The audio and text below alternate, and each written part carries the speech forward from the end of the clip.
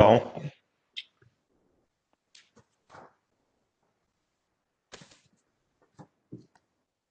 I'm Stephen Cleveland. As chair, I'm calling this meeting of the Phoenix AMA Groundwater Users Advisory Council to order.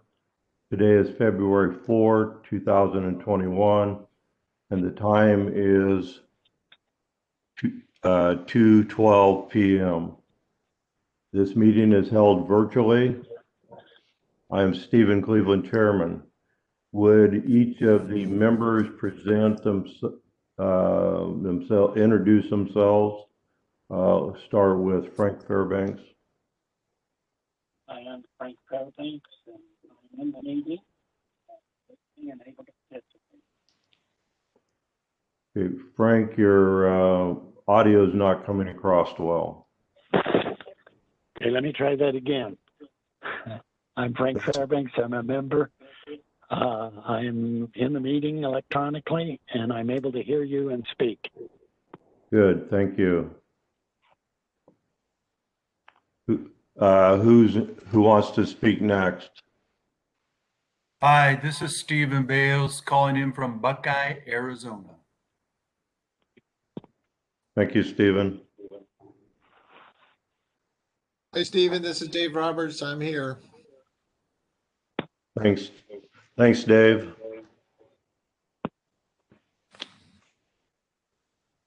Do we have anybody else? So we do have 4 members, therefore we do have a quorum. Would the ADWR staff members please introduce themselves? This is Kennedy Shepard, GUAC coordinator. Good morning, Chair. This is Kyle Miller, AMA Director. This is Melissa Sykes, WMAP Coordinator. This is Anybody Maggie else? Martin, and Specialist. I'm sorry, would you repeat? I cut you out. Sure, Maggie Martin. I'm a Management Plan Specialist at ADWR. Thank you. And this is Natalie Mast. I'm the AMA Director responsible for the management.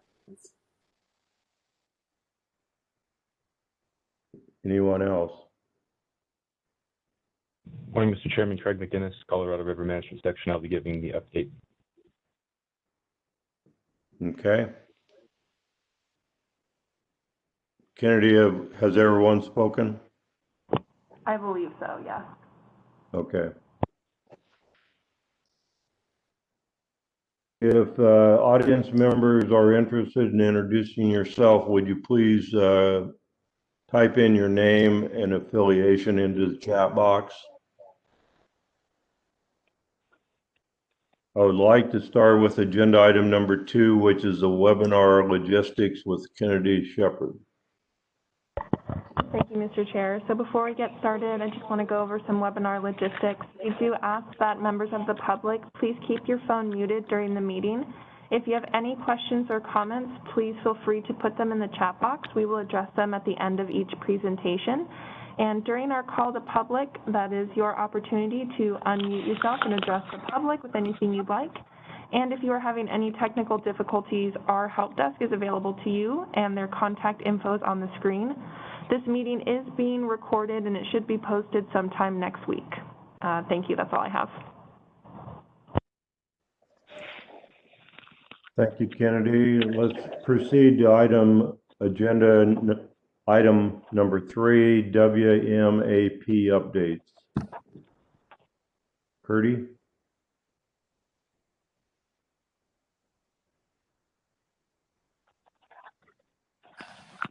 Yes. Yes. Introduce yourself and proceed. All right. Thank you so much, sir. Good afternoon.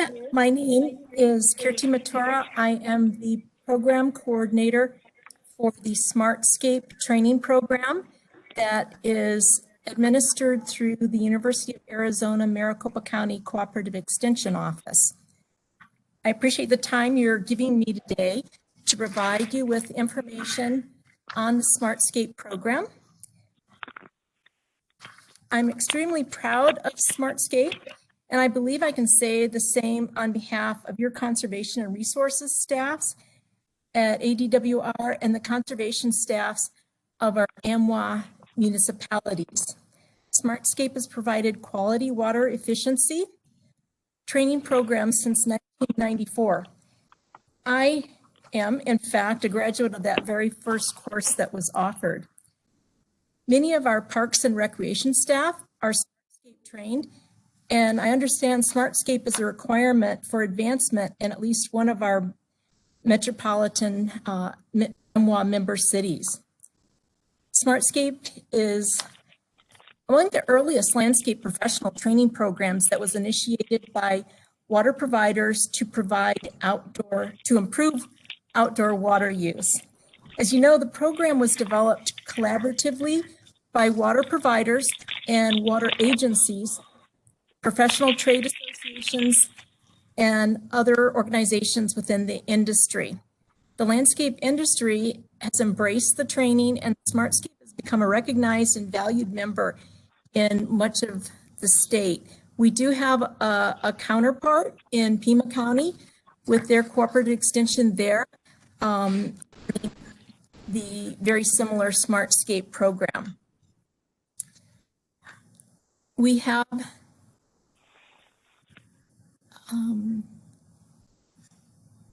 I'm sorry, am I able to advance the slides or do I request that? You would request next slide. Okay, next slide, please. So, as I mentioned, our first workshop series was launched. 1 second.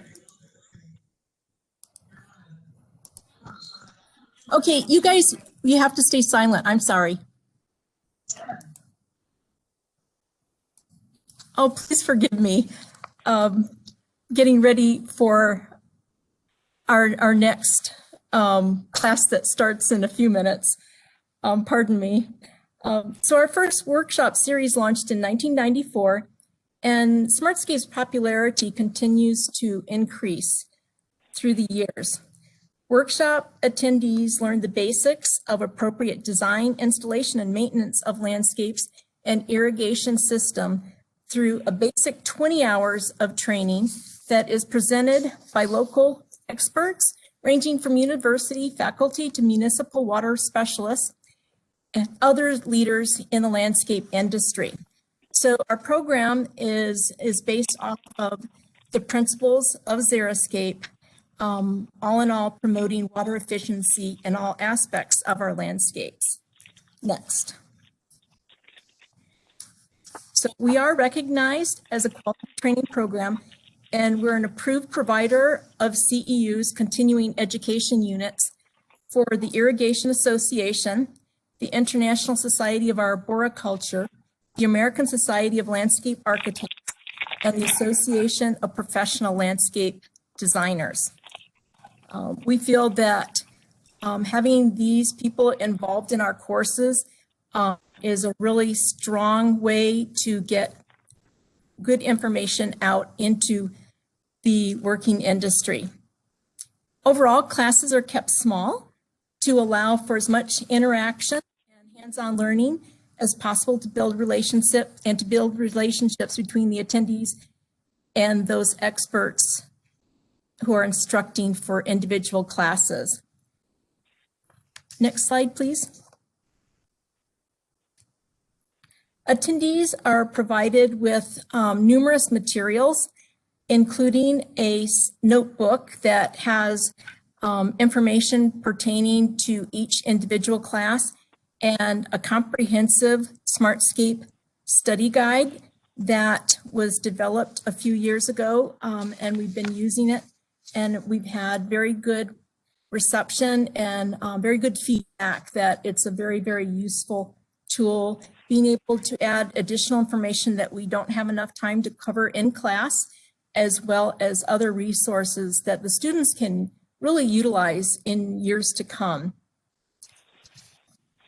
We focus our efforts on landscape and nursery professionals These professionals are often responsible for the design, installation, and maintenance of both residential and commercial landscapes. Even when they are not directly responsible for a landscape, they are perceived as trusted experts and are sought out for advice.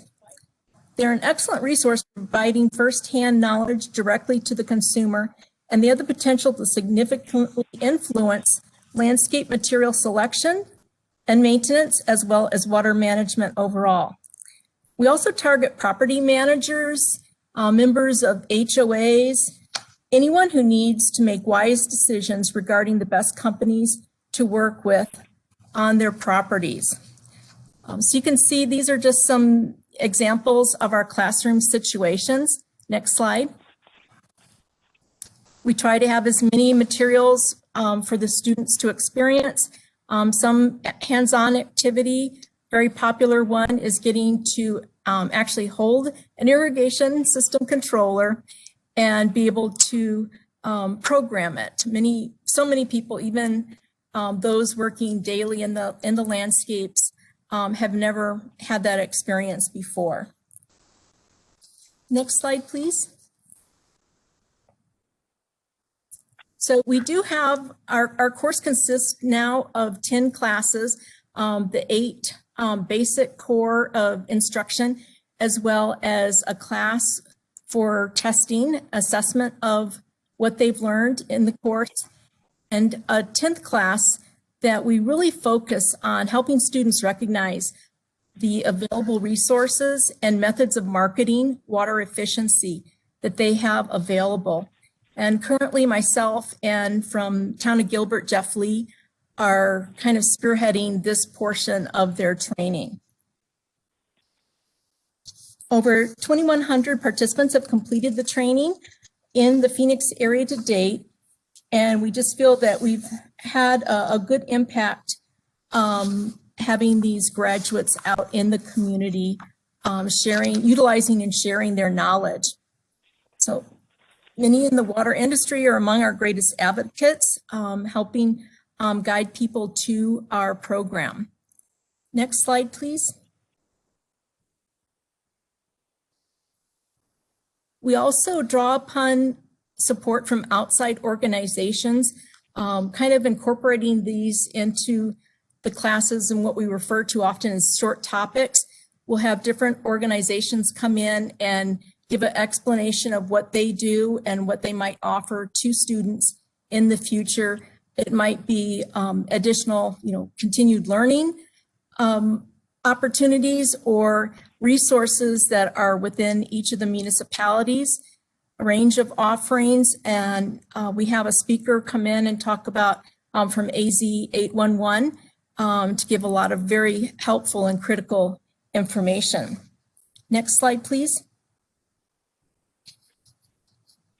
So we're very proud. We have incorporated a Spanish course into our curriculum, and that's been well received. Next slide. So just giving an example of our Spanish class here. Next slide. So we feel it's critical to reach this portion of our landscape community because so many of the workers out in the field from day to day are of Hispanic origin and are really needing resources in Spanish language. Next slide, please. And even with the challenges that COVID-19 has posed, we have been continuing to provide information, provide training. Unfortunately, this past year, we did have to cancel our advanced irrigation course. We couldn't come up with what we felt would be a suitable method of delivery with not meeting in person because that involves so much hands-on. And because of reservations, we did cancel our Spanish course as well, but we did carry on with our English courses, and instructors were right in there being very adaptable and helping us out. And we did have some pretty proud graduates that are utilizing that information as they work. Next slide, please. In addition to the basic course in English and Spanish, we have our advanced Smartscape irrigation course. This prepares students to study and perhaps take their exam to get certification from Irrigation Association. We have 3 wonderful instructors that are just so good at delivering information that for a lot of people might be a challenge to understand, all the math and so forth. And they're also great at, keeping up and sharing information about the newest technologies for water efficiency in our landscapes. Next slide, please. So students have an opportunity to learn how to program smart controllers and interact with different components of the irrigation systems. Next slide. And they actually get to do catch-can tests to assess the irrigation system, sprinkler systems, which many of the students have never ever done before. Next slide. So we have a core of just incredible instructors that support the program year after year. Some of them have been with the program since it began in 1994. I think that gives testimony to the fact that they feel that this is a worthy program and they want to be a part of it.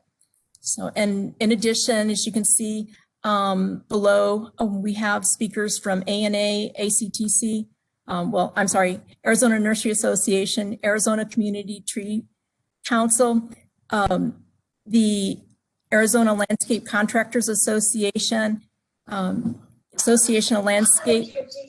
Yes, I'm sorry. Go ahead. So next slide, please. Just to give you an idea, these are the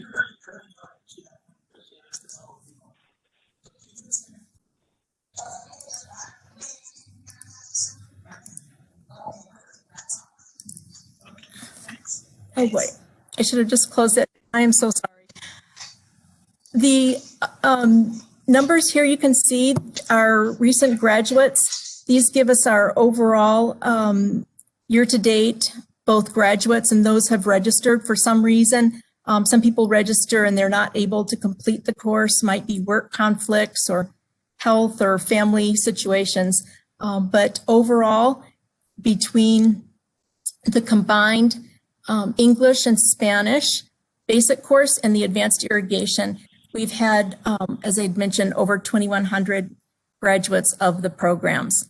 Next slide, please. So this just gives you an idea of who we're reaching.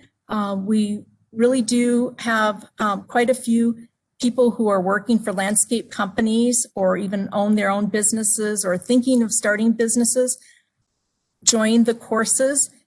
Also municipal employees, parks and recreation employees and so forth. Sometimes we are fortunate to get landscape architects and designers.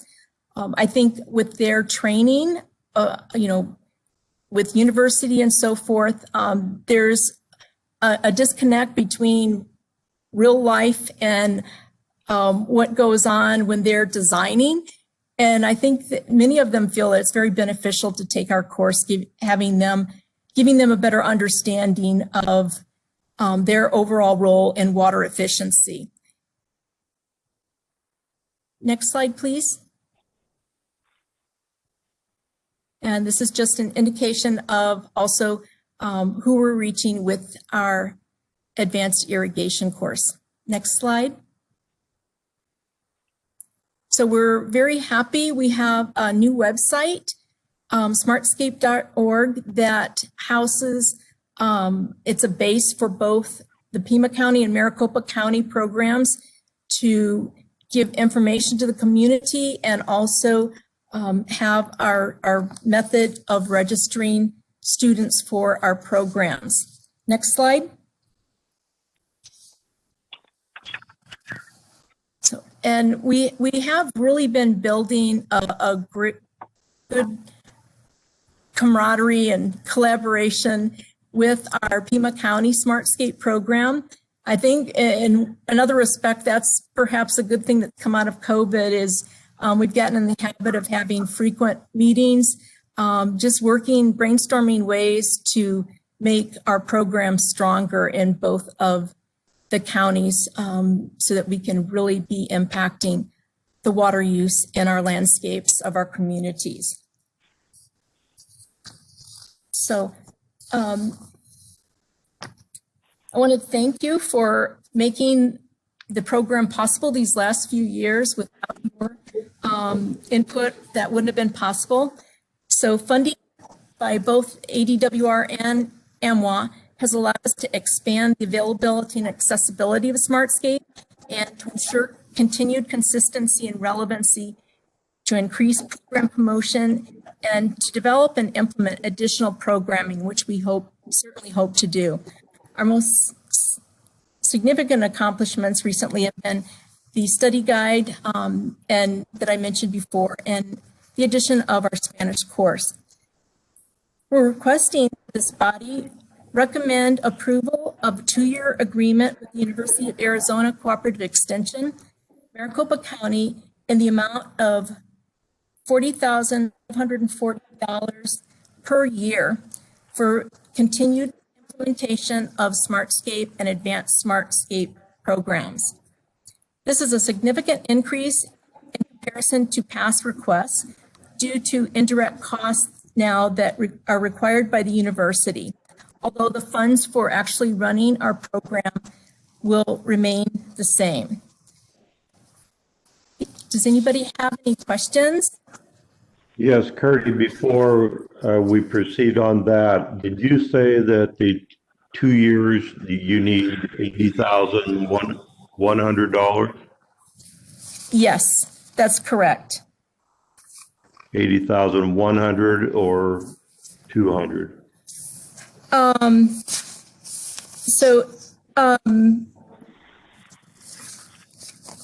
What was the yearly amount? Okay, I'm sorry. 40,540. 540. Yes. Okay, so 80,180. 81,000. 81,000. Okay. Okay. I'd like to ask the members of the council, anyone have any questions before we proceed with Melissa? Mr. Chairman, I have a Slide. question. Sorry. This is Dave Roberts. I'm sorry. Go ahead. Was there somebody else? No, go ahead. Oh, no, I was just asking if they'd advance one more slide. Sorry. There we go. Very good. Very good. Go ahead, Dave Roberts. Thank you, Mr. Chairman. Thank you, Curdy, for your presentation.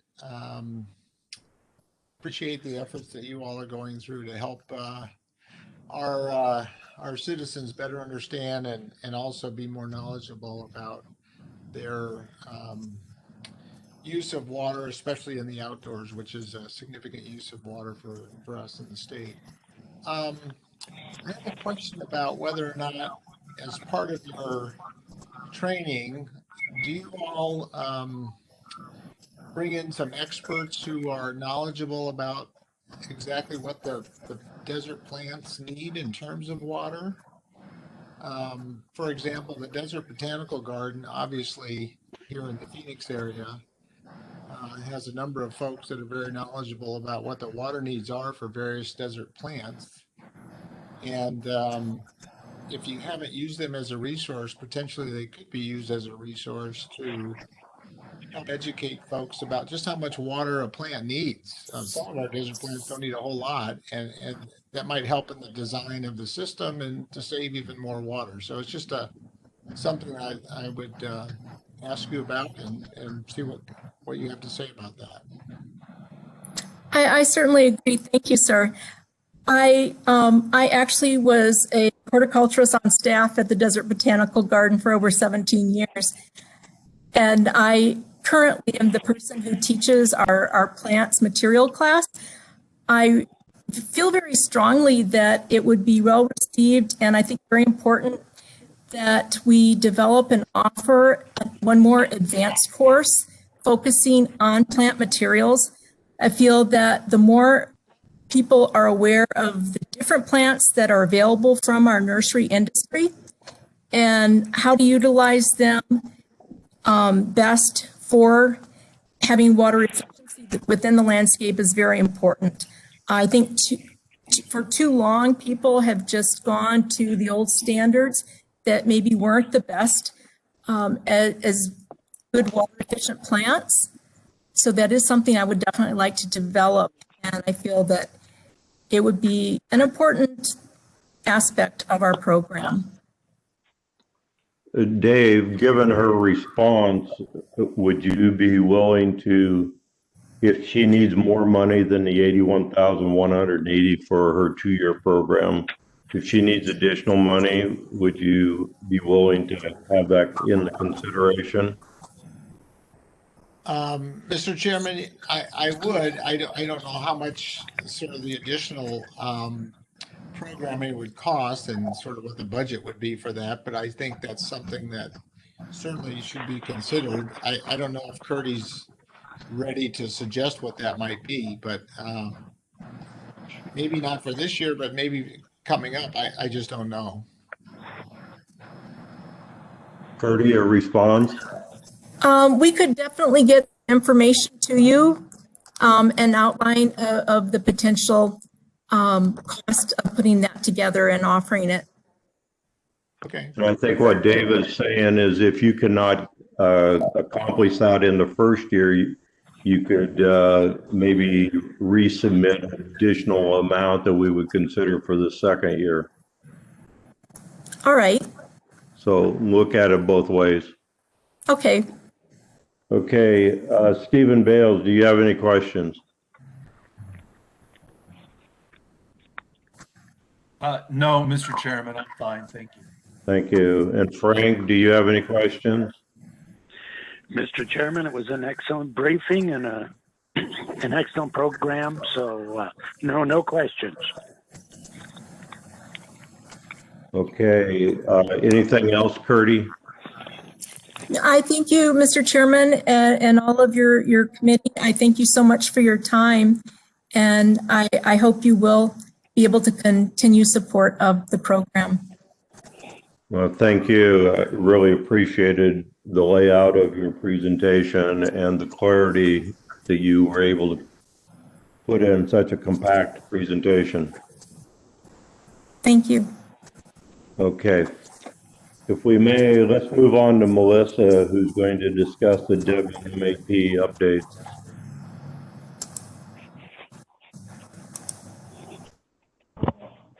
Thank you, Mr. Chair.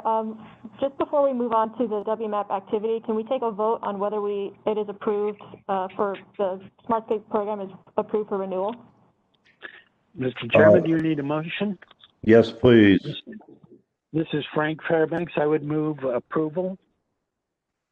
Do I have a second? Mr. Chairman, Dave Roberts, I would move for, I would second that motion. Sorry, Okay. Stephen. That's all right. Any questions about the motion?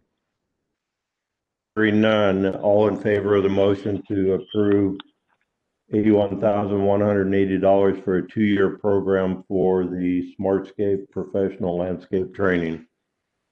All in favor, say aye. Aye. This is Frank Fairbanks. I hear no objections, therefore motion carries. Mr. Chairman, this Yes. is Frank Fairbanks, and in the motion, as you announced it, we're approving the 2-year funding. That was with a proviso that, if necessary, we could consider additional second-year funding for desert botanical garden involvement, correct? The motion is amended. The motion is seconded as amended. I believe the motion is approved as amended. No, Okay, thank you, sir. I would agree with that.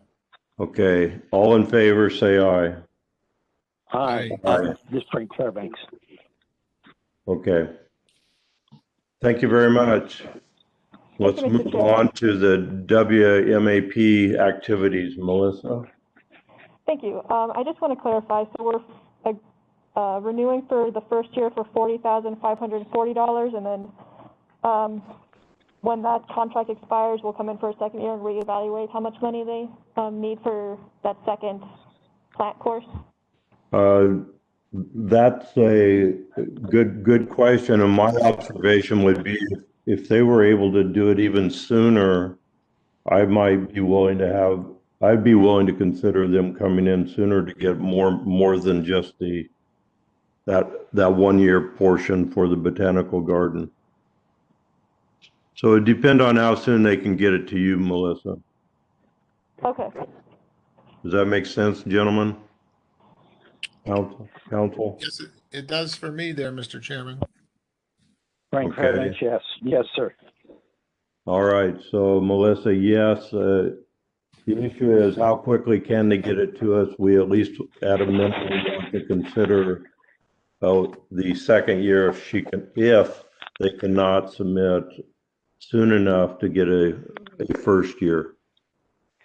Mr. Chairman, if they are, I don't want to say anxious, but if they're ready for funding and they were ready to go and they need their approval, then I think the motion also allows them to proceed while they work on the botanical garden. Agreed. Okay. I'm not sure how urgent the funding approval was needed. Melissa, do you know when they're going to run out of money for the current process program? Their current contract will expire in April. But if they're renewing for 2 more years, then.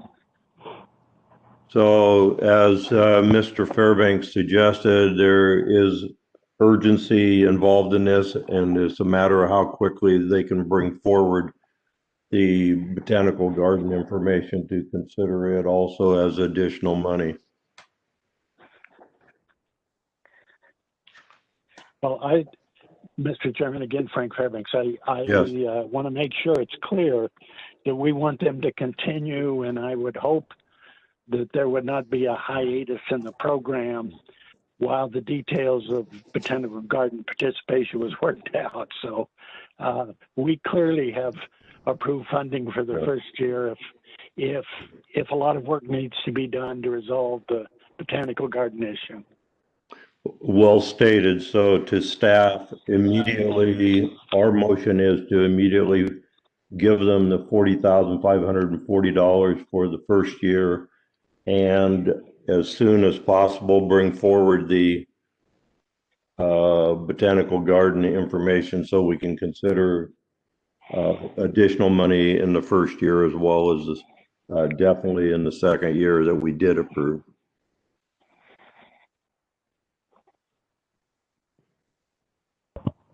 Okay, let's move on to Melissa's WMAP update.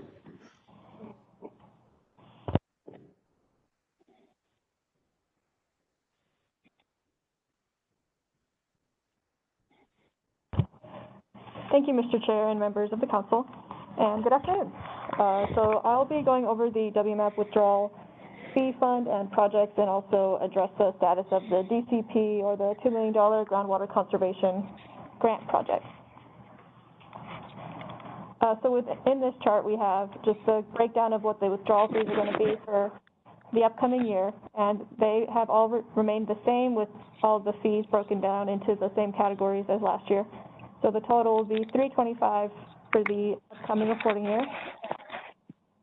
And the current balance where it stands for the Water Management Assistance Program is $988,794, but we do have a committed fund of $487,000, and this includes a $60,000 renewal for the Smartscape. So that obviously that changed today. It's going to be closer to $80,000. So this would be $111,439 will be remaining in the fund.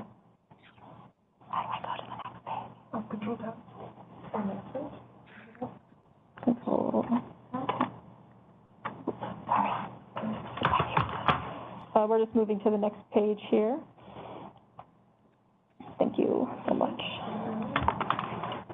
And here we just have a breakdown so we can see what all projects are going on in the Water Management Assistance Program and where the funds are being dispersed. For the Smartscape program, we do still have a remaining $30,000 that's committed, but other than that, these are all projects that are running at the moment. The renewal for the Smartscape was just agreed upon, so we'll have that renewed for $81,000. $81,080. And then this contract for the City of Phoenix that was proposed upon and that was proposed at the last GUAC meeting was officially executed today, right before the meeting. So that will also commit the $139,000 for that project, leaving that about $111,000. And when we move on to the DCP projects, we have those here and how they're broken down and how the costs will have the remaining, it'll be going over the allotted amount for the grant, which was $1,245,000, and it'll be $32,000 over, and that's also subtracted from the balance of the current WMAP items. Can I go back to the other page? Yeah, I completely just forgot.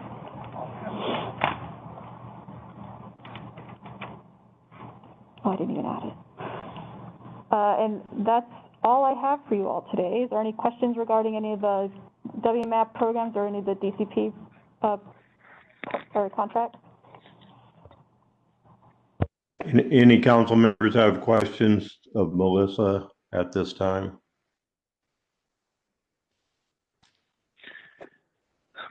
Frank Fairbanks, no questions. Dave? Mr. Chairman, I don't have any questions. Thank you. Stephen? No questions, thank you. As chairman, no questions either. Thank you, Melissa, on this one. Thank you so much. Okay, let's move on to Craig is going to give us a presentation under agenda item 4, the Colorado River update. Thank you, Mr. Chairman, members of the council. My name is Craig McGinnis. I am a water resource specialist with the Colorado River Management section here at the department. I will be doing a quick basin update and status update for the Colorado River going into the water year based on reclamation modeling and data collection from the Colorado Basin River Forecast Center. So next slide, please.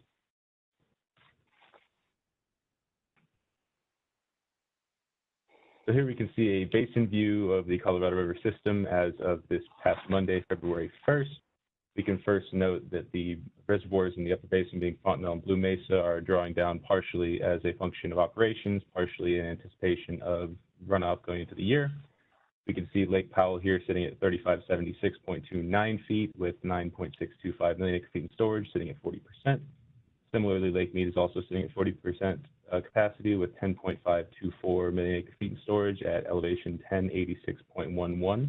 We can note on the teacup diagram on Lake Mead the 1075-foot elevation line, which would be the determinant of a tier 1 shortage going into the water year. Also, something that we should probably look into getting here is the 3575-foot determination line for Lake Powell, which determines operations and releases from Powell into Lake Mead. Going towards the bottom right on the chart over here, we can see the storage at the various reservoirs currently as opposed to this time last year. Not to expand on that, but 2019 was a good year on the river. We had about 12 million acre feet in inflow. 2020 wasn't quite as good. We had less than 6. So just something to throw out there. Next slide, please. Here we can see snowpack as of this last Tuesday in the upper basin. Here in blue, you can see the line tracking for 2021 as it compares to the median of 1981 to 2010. You see the green line 2020. For more comparative years, we can see 2018 in red and the 2012 in teal. Just for context here, 2012, which is the teal line, was a 45% inflow year at 4.9 million acre feet, and 2018 in the red was 43% or 4.6. So we are seeming to be trending more towards a 50% or less inflow year for the water year. Next slide, please. Here we can see an operational diagram as far as Lake Powell operations and Lake Mead operations are considered. You can see the red lines, which were as of Monday, which were on the second slide prior. You can also see the blue lines, which is for Lake Powell, is the end of the water year, sitting at 3563, and at Mead on the right at 1069.75 at the end of the calendar year. This would put us in a mid-elevation tier, release tier of a 7.48 million acre feet release, assuming that Lake Mead is above 1025. You can see that would bump it up to 8.23.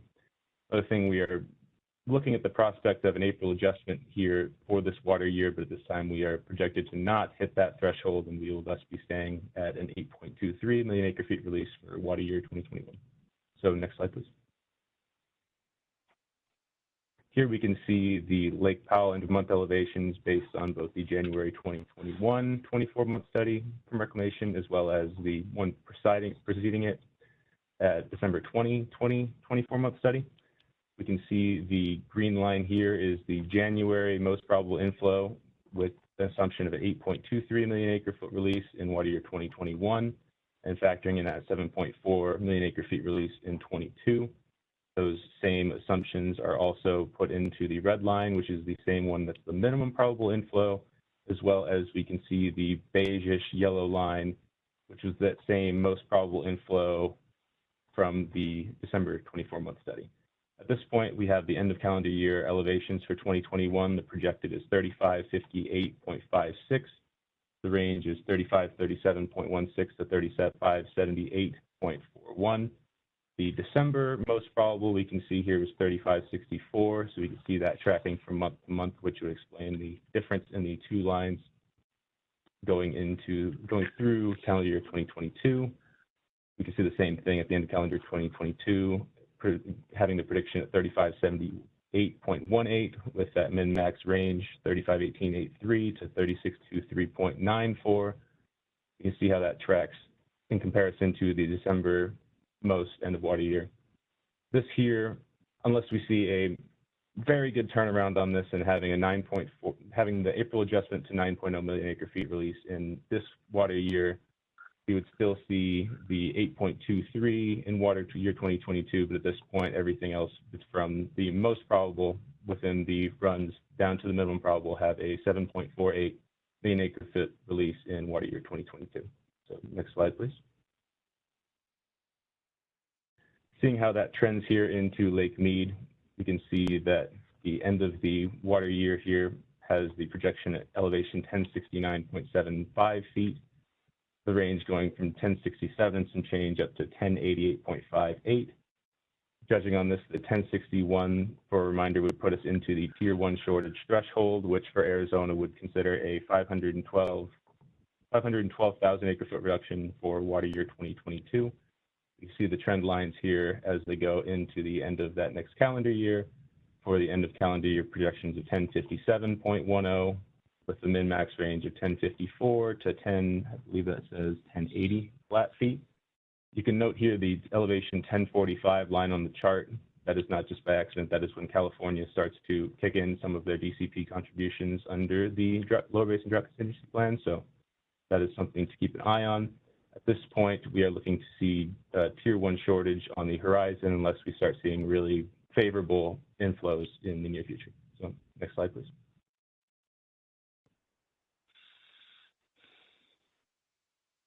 Here we can see the CRSS 5-year probability tables put out by Reclamation. This is a January 2021 run. You see the green columns using the full hydrology, which is observed from 1906 to 2018. As well as the stress test hydrology on the right in yellow, which was the observed natural flow record from 1988 to 2018.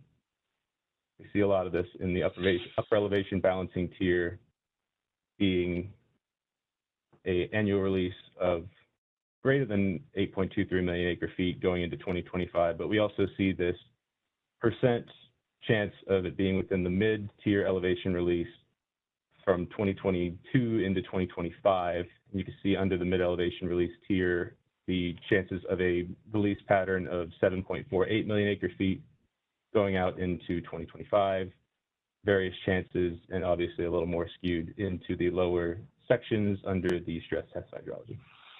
Next slide, please.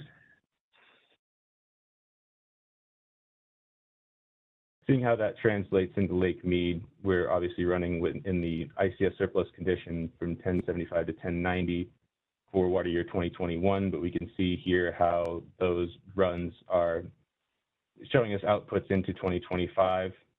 We can see a pretty high chance, more likely than not, that we will be in some amount of shortage between now and 2025. A lot of the meat of that is in the tier 1 area, being 60, 82, 75, 73% of any, 60, 75, 41, 36 for the tier 1 contribution. We can also see, similarly to what we were seeing in the table from Lake Powell projections, how that would seem to skew as it pertains to the stress test hydrology. Next slide, please. So that's all I have at this point. I'd be happy to take any questions.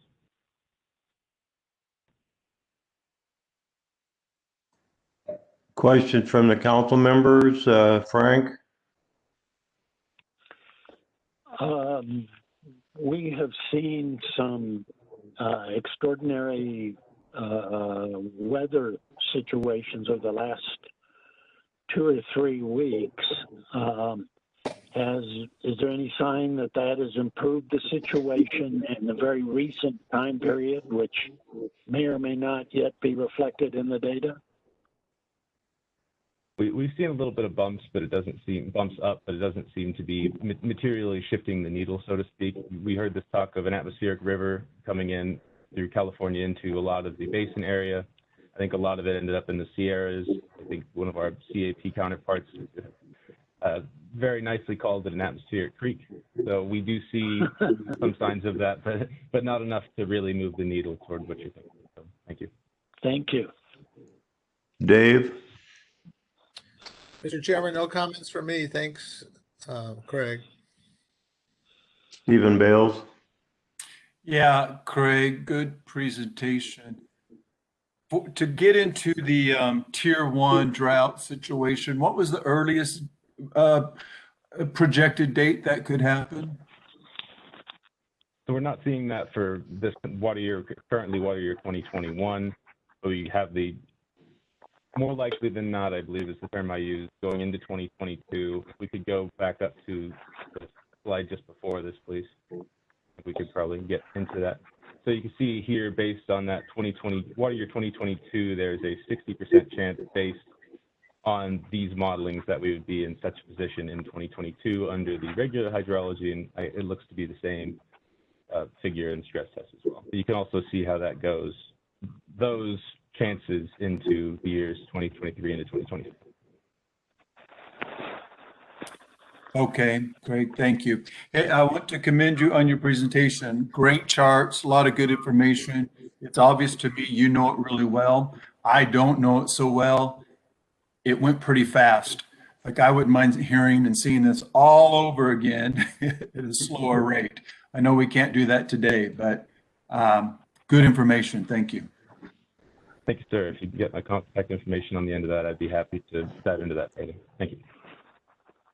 Thank you, Craig. I have no specific questions. I am heartened by the improvements that we saw the last couple of weeks, but I think it needs about a year's worth of that condition happening. But everybody would start building boats to float on top of it.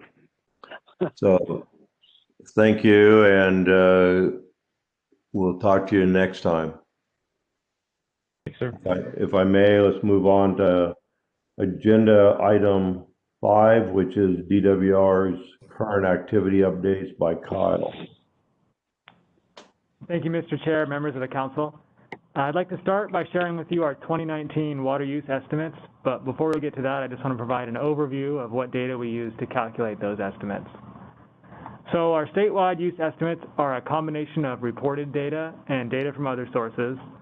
And when we're talking about reported data, we're largely referring to data that we get from our AMA annual reports that we're collecting each year. Users with wells greater than 35 gallons per minute inside the AMA and INAs are required to meter their pumping, and those who are subject to reporting requirements must file those reports with us. These reports include a broad range of information, which is going to vary by the type of right or the type of water user. But generally, we're asking for things like the volumes of water pumped or received, and then what happens to that water once it's been pumped or received. We do have certain reporting requirements laid out in statute, but ADWR has the authority to require additional information in these reports as necessary to accomplishing the goals of each of the 5 AMAs. And as you likely know, those annual reports are due March 31st of each year, but that doesn't mean that data is immediately available thereafter. So some of our annual reports are able to be submitted online, but a lot of our users still like to submit paper copies, or as has been the case with COVID, submit those annual reports via email. And in those cases, the data from those reports has to be manually entered into our databases. Our staff work through that data entry, conduct quality checks on the data, and work to compile and store that data in a number of different ways over the course of a couple months. The compiled data for each of the 3 sectors feeds into a total supply and demand template for each AMA, and then the data from each of the AMAs is combined and added to information from outside the AMAs to create our statewide water use estimate. And that's obviously a great oversimplification of a long and detailed process, but this is something that we target completing for about the beginning of November of each year, which we finish up just in time to start the following year's annual reporting season.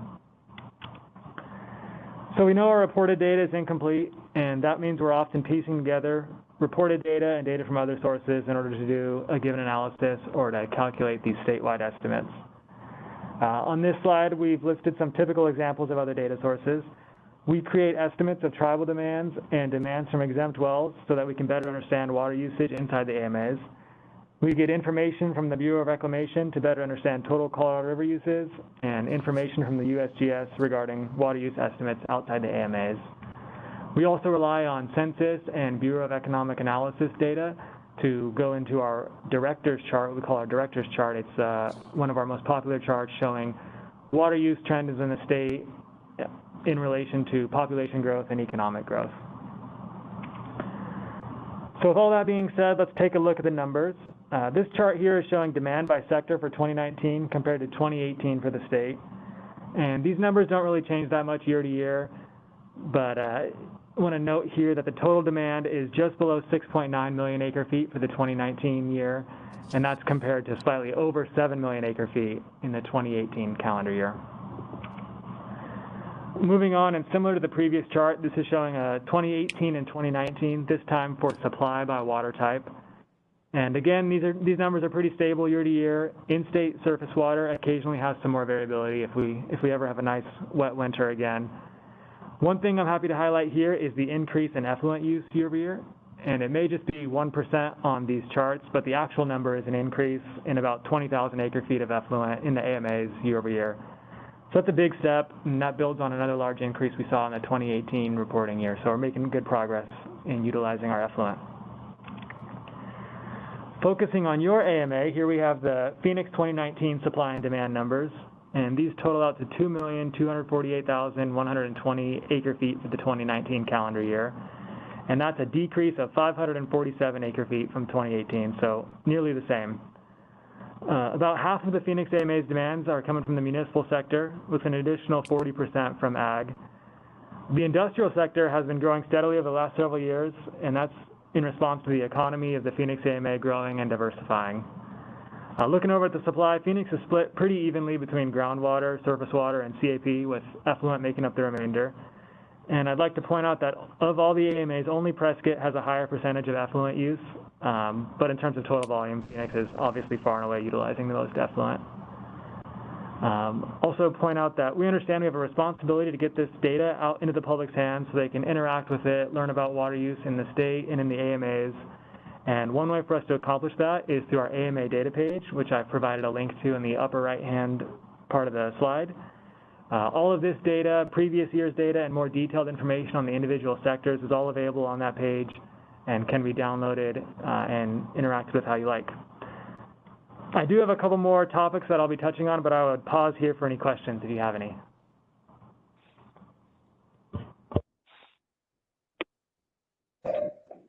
Any council members? Go ahead, Dave. Thank you, Mr. Chairman. Kyle, I have a number of questions. So on the tribal water use within the AMAs, you are estimating the tribal water use there? Is that what you said? Yes, sir, that's right. We use CAP deliveries, and then we've had some previous discussions with the tribes and getting out an estimate that way. So we're essentially estimating groundwater use and combining that with reported CAP use. So are you aware that at least for two of the tribes in the AMAs, the Gila River Indian Community and the Fort McDowell Yavapai Nation, that they report to the court every year how much water they use? And are you aware of those reports? And if so, can you use those to get a better sense of water use and demand, at least by those two tribes? We do, actually, as a matter of fact, we do use some reporting to the federal government in the Phoenix AMA. For the other AMAs, there's a little bit, I think that goes into the Pinal AMA a little bit, but yeah, for the Phoenix AMA, we're relying on a federal report to get some additional information. Okay, well, I'm not speaking about a federal report. I'm speaking about a report that the tribes file with the General Stream Adjudication Court. No, I'm not aware of that. I would love to see it if you can point me in the direction of it. We will do so. Okay, all right. Great, thank you. The other question I have is the industrial use you say is increasing in the Phoenix AMA. I take it that is self-supplied industrial users and not industrial users that are supplied from municipalities, right? So if it's an individual user, meaning it's receiving water from a municipal provider delivering to that right, that usage is included in the industrial sector. Okay. Otherwise, yeah, it's self-supplied. Okay. So do you see the increase taking place as a result of more permits? Or do you see folks utilizing more type 2 groundwater rights? I think it's a combination. We have seen an increase in leasing type 2s. We've improved our reporting a little bit, so we're getting after more of those industrial users getting the reporting done properly, and I think that's leading to a larger number of water volume. So I think it's a combination of things, but I haven't seen that our permit applications have necessarily increased for industrial users. Okay. So historically, the type 2s, the use of those rights has been about 40% of the total. I'd be curious as to where that stands today and how that's changed, if at all. So just FYI, at some point in time, if you could let us know, I'd appreciate that. Definitely, that's a great question, and it's a pretty easy query for us to pull, so that's something we can get and send over to you. Okay, thank you. Sure. Mr. Chairman, that's all the questions I had. Thank you. Great questions, Dave. Thank you. Mr. Bales, anything? Yes, thank you, Mr. Chairman. Kyle, on the CAP to the Phoenix AMA, how consistent is that 29% over the last decade? I don't have the numbers in front of me, but it's pretty stable, though that number doesn't change very much year over year. That's what I suspect. Okay. And then just maybe I missed it on the electronic reporting, which the system, you guys have made leaps and bounds over the years, but what % reports electronically versus the paper? So I'm actually going to talk about annual reporting next. As far as the percent, not all rights are able to file online reports with our online reporting tool, but of those that can, we see a pretty high percentage. The IGFRs are able to report online, and we have a few stragglers that like to do the paper copies, but we have seen increased popularity using that reporting tool. Great. So when you say IGFR, so my Aggie brethren are doing well in that area? They are, yes. All right, good. Thank you. Mr. Fairbanks, any questions? No, it's an excellent report, very well done. I had an odd little question I'll throw in. You mentioned the census data. Do you have a date when the federal census data would be released and available for you all to use in your process? I'm talking about the 2020 numbers. Correct. So my understanding is we're looking at late summer for those. We're having some difficulties as far as the data that gets released to us. It potentially will change this year, so we're having some conversations at the state level, but from everything I've heard, we're looking late summer. Great, thank you. Thank you very much. Good report. Thanks. Thank you, Kyle. You can continue. Great, thank you, Mr. Chair. So as you likely know, we're in the middle of our annual reporting season now for the calendar 2020 water use. And this is the busiest time of the year for our group. We typically receive over 6,000 annual reports during just the next couple months. And that's including over half of those from the Phoenix AMA. So you may have noticed the last couple of weeks we've been sending out reminder letters and reminder emails, and that's part of our efforts to decrease our failure to file numbers that we've been making good progress in over the last couple of years. We're hoping to continue that moving forward. We're continuing to make incremental improvements in our annual reporting process. You touched on our online reporting tool. That's what's shown on your screen here, and I just want to point out that you are able to click the blue button in the middle, file an annual report, and on the next page you can enter your right number and your email address, and at that point you're able to file your report online if it's a possibility, and otherwise you can have the forms for your annual report emailed directly to you. So no more needing to wait for us to call you back to send you your annual report forms. You can get them any time of the day or night that you need them. So making several improvements in our reporting process and looking forward to helping anyone out that we can moving forward. So all of our reports are due March 31st, like I said, and I will provide an update on those at our next meeting on where we're at with those. Next, I want to give a quick update on the Governor's Water Augmentation, Innovation, and Conservation Council. So since our last meeting, the council met on December 1st, where the council received updates from each of the 4 committees, an overview of our groundwater conservation grant process, and a drought status update from Nemesis, and she's our drought and conservation coordinator. The next meeting for the full council is scheduled for March 19th from 8 to 10 a.m. Moving on to the committees, on December 10th, the non-AMA's groundwater committees met, and at that meeting, ADWR's chief counsel, Ken Slowinski, gave an overview of irrigation non-expansion areas, and Representative Regina Cobb presented on rural management areas. The post-2025 AMA's committee met on December 15th to discuss 3 issue briefs, one related to the Assured Water Supply Program, one related to the Central Arizona Groundwater Replenishment District, and another focused on AMA's management and structure. So current versions of those issue briefs are all posted on our post-2025 AMA's committee website, and there's also a comment submission form, so feel free to go on and make your voices heard on those issue briefs. The next meeting for that committee is scheduled for February 24th from 1 to 3. It was scheduled for February 9th. That's been postponed to the 24th. We also have a long-term water augmentation committee meeting scheduled for March 12th from 10 to 12.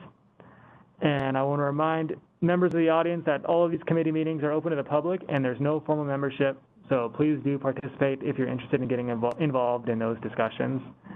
All of these meetings are also recorded and posted to our website if you're unable to attend or just need to catch up afterwards. So that concludes my AMA activities update. I will take any other questions you have. Any further questions? None from me, Mr. Chairman. Excellent report. Thank you, Kyle. Let's move on to agenda item number 6. Maggie will provide us with information about the status of the management plan update. Maggie? Thank you, Chairman Cleveland and members of the council. My name is Maggie Martin. I'm a management plan specialist working at the department on the management plans team, and today I'll be providing status updates on the 4th and 5th management plans. Thank you. I will start with the 4th management plans. We did set a goal to complete the remaining 4th management plans by the end of 2020, and we did complete that goal. I think you are all familiar with this process, but I'll just include as a reminder, the general process for the development of the fourth management plans are included on the top of this slide. The Tucson AMA completed this process in 2016, and the Prescott AMA fourth management plan was adopted in 2014. As you know, the Phoenix AMA completed this process in the spring of last year. The Santa Cruz AMA completed this process in October of last year, and the Pinal AMA fourth management plan was adopted in December of last year. While we work towards the adoption of the remaining fourth management plans, we were also working on the development of the fifth management plans, which I will go into more detail about now. Thank you. Next slide, please. Our goal is for all 5 of the fifth management plans to go into an effect on January 1st, 2025. In order to achieve this goal, we need to adopt the fifth management plans by 2022. So we will be spending much of this year drafting all 5 of the fifth management plans. However, we will be sequencing that drafting process in a way that allows for some of these discussions with stakeholders and the regulated community to continue in the management plans work group and subgroup meetings over the next several months. Next slide, please. As you know, we've been using the fifth management plan work group process to work through the development of the fifth management plans. We've introduced this page at previous GUAC meetings, but I'll say that the 5MP concepts page was developed as a way to document our progress and as an easier way for stakeholders to see what concepts and proposals we've discussed in the 5MP subgroups. The page is organized by subgroup and includes the concepts and proposals that have been discussed, as well as any relevant graphics, dashboards, and links to relevant meetings. I encourage you to look at topics that you might be interested in. If there are topics that you'd like to cover in more detail, we'd be happy to plan for our next meeting. Next slide, please. As I mentioned, all 5 of the fifth management plans will be drafted simultaneously this year. The structure of each of the plans is largely consistent across all of the AMAs, but we are allowing time for AMA customization that is necessary to capture the unique aspects of each of the AMAs. We will be looking for guidance from you and members of the regulated community who know the AMA well to determine where we should focus this customization. When we complete our conversations with individual subgroups, we will take a break from those meetings to concentrate on the drafting of the 5 MPs. Then, as necessary, we will return to the subgroups to review the draft regulatory language. Next slide, please. I wanted to end here with the management plans work group meetings that we have coming up. We are still working on scheduling our next full management plans work group meeting, but we do have several subgroup meetings throughout February and March. Those dates are also available on that website included here at the top of the slide. And again, we really welcome and encourage your participation in these subgroup meetings. If there are any particular topics that you'd like more information on or discussions that you'd like to have here, we would be happy to put that on the agenda for future GUAC meetings. And next slide, please. With that, I thank you for your time and attention. My contact information is available on this slide here, and I am happy to take any questions from the council. Thank you, Maggie. Do we have any questions from anyone? Start with Frank. Yes, Mr. Chairman, just a quick question. I see there's a number of subgroup meetings. All of those are virtual? The subgroup meetings? Yes, sir. All of those meetings right now are virtual.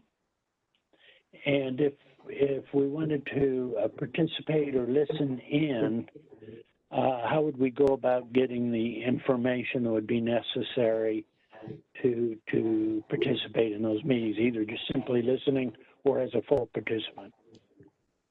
Sure. All of our meetings are available on our management plans work group page, as well as the general ADWR public meetings calendar. So all of the links for all of our upcoming subgroup meetings that allow you to join in on our webinar are available on both of those pages. And those are open to the public. So anyone and everyone is welcome to listen in and participate in those meetings. Could I ask you to just text me or have someone text me URL for your calendar that would show the dates, but also what I would need to do to go into those meetings? Sure, absolutely. That's great. Thank you very much. And that might be worth providing to all the members of the council. Absolutely, we can do that. Okay. David. Thank you, Mr. Chairman, and thank you, Maggie. I have a question about the AMA customization aspects of the management plan. Do you have some examples of the types of things that you all are thinking about or that people have raised that would fall within the AMA customization side of things?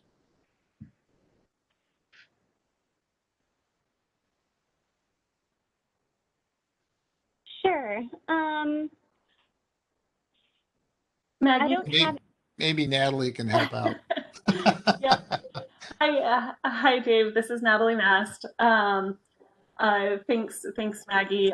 Just so for some examples of things that have been customized in the past, it might be some of the narrative details about a particular AMA that you might want to call attention to.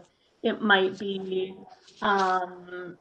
so in the past, for example, the turf application rates have been slightly different from AMA to AMA, or maybe the details of flex accounts for like GPCD might be slightly different from AMA to AMA.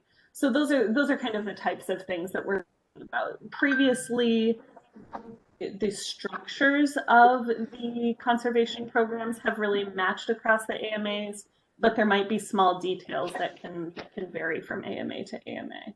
Okay. So hopefully that helps. Yeah, that helps. Would you include hydrologic changes that have occurred in the AMAs that are unique as well, beyond just sort of water management characteristics, but also hydrology and other aspects? Sure, absolutely. So similar to previous plans, we do intend to include a chapter providing some information on the hydrology of the AMA, both in terms of the groundwater basins and the structure and the quantity of water there, and also some information on the quality of the water. So that chapter will be in the 5th management plans. We will have some information on that. Our intent, though, for the 5th management plans is to make the document itself much more simple. And rather than try to provide all of the information in the management plans, we intend to reference better sources of information for that type of thing. So ADWR's hydrology group puts out a lot of documents on a regular basis, from model reports to groundwater level change maps to other types of information. So we will still be providing summaries of hydrologic information and that type of thing, but we'll also be providing references and directing people to more detailed sources information that may be updated on a more regular basis. Okay, I think that's a good approach. Good. Okay, thank you. I appreciate that. Mr. Bales? Oh, sorry, I didn't have any more questions. Okay, Mr. Roberts, did you have anything further? No, I didn't. I'm sorry, I interrupted you. Oh, that's all right. That's all right. Anytime there's a pregnant pause out there, we fill it with other questions. So,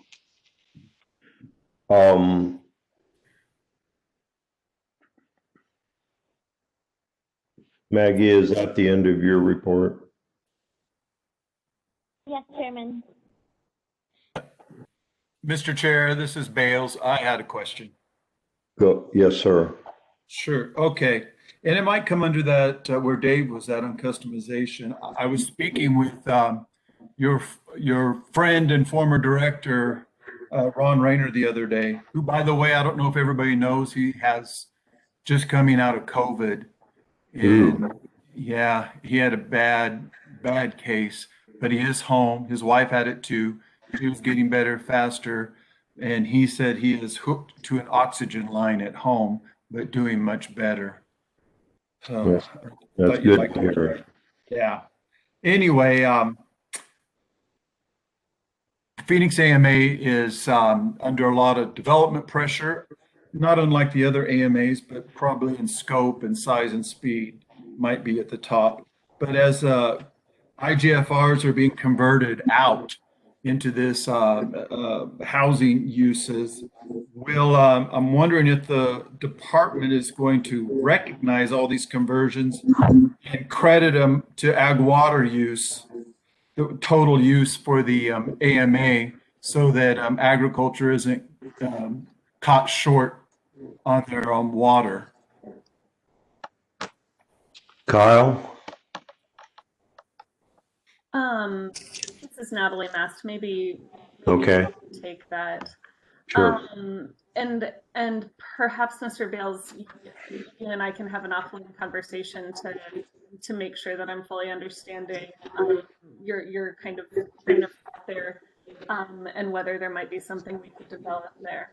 I think historically there have not been additional incentives around that type of conversion because there's already a structure for extinguishment credits for those types of conversions. So we haven't really been considering additional things there. But I'd be open to having a conversation with you if you had other ideas or if you could help me better understand your train of thought there. Yes, Natalie, I would like to chat with you more about that. Thank you. Yeah, and the rest of the council would be interested in the outcome of that discussion, and thank you for bringing that up, Mr. Bales. I have nothing else on the management plan update. Well, I do have one, and that is that the director and I, or the Phoenix AMA director and I are having some side conversations about how to materially get us more involved in the management plan process, so that we're fully up to speed and can be contributors as appropriate. We'll be bringing that information to you as we develop it. At this time, we are at the point, are there items that can be brought to the council at later points by comments from any of you as council members? Do you have any project thoughts that you'd like to see on the next agenda?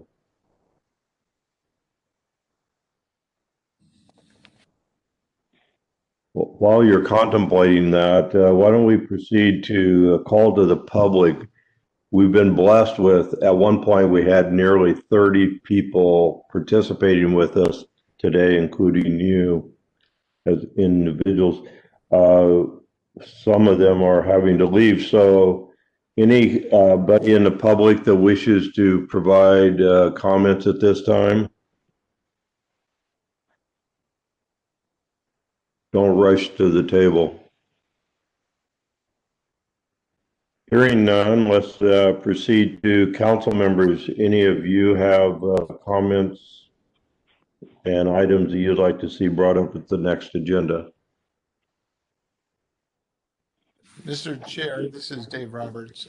Yes, Dave. Do you know when the next meeting will be held? Well, let's ask staff that question. We do not have a date yet. Looking 3 months out, we're looking May or June, somewhere in there. But if you have a preference, please let me know. Okay. Well, if it's about that time, one of the topics might be a little summary of where we stand on the Colorado River for projections for calendar year 2022. I know that there will be some meetings that CAP will be having with a variety of interests relative to implementation of the DCP Tier 1 shortage activities, and maybe a summary of where we stand on all that might be a topic for the council. Okay.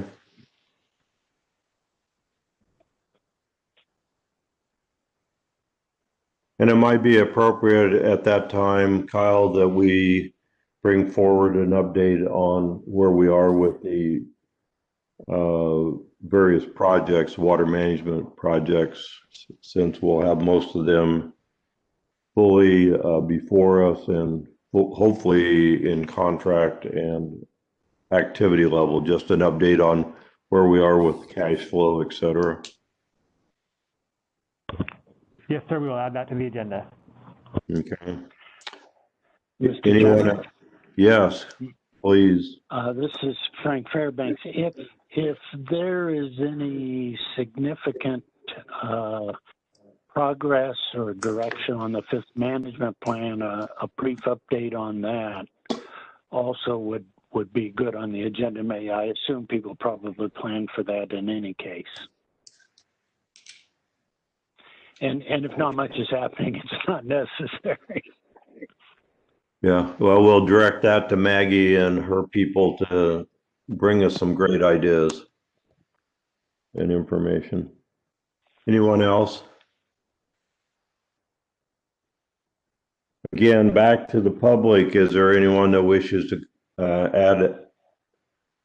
ask us a question or add to it? And there were some chat comments. Does one of the staff people have any of that needs to be addressed?